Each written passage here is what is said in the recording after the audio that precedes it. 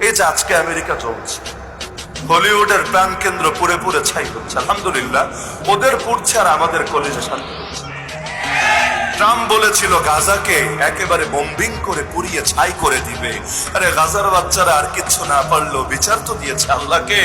আরে ট্রাম্প এখনো ক্ষমতায় এসে গাজায় বম্বিং করে পুড়িয়ে ছাই করতে পারে নাই, আল্লাহ ওদের কলিজাই পুড়িয়ে দিচ্ছে। এখন আফসোস করছে কোটি কোটি টাকার ক্ষয়ক্ষতি, হায় এটা পোষাবো কিভাবে। আরে সবে মাত্র তো শুরু, মাত্র তো ট্রেইলার সামনে এসেছে, আসল পর্ব বাকি আছে। তোরা পড়বি, এমন পড়া পড়বি, শুধু দুনিয়ায় না আখিরাতেও পড়বি। আরে তোদেরকে পড়তে দেখে না মুমিনদের কলেজে সেদিন শান্ত হবে।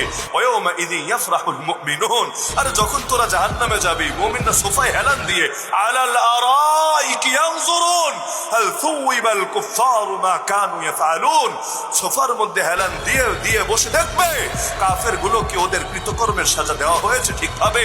আরে ইরাকের বুকে যে লক্ষ শিশুকে মেরেছিস, ভাবিস না আল্লাহর কাছে বিচার দেয় নাই? আফগানের বুকে যত হাজার নারীকে ধর্ষণ করেছিস, ভাবিস না আল্লাহর কাছে বিচার পৌঁছে নাই?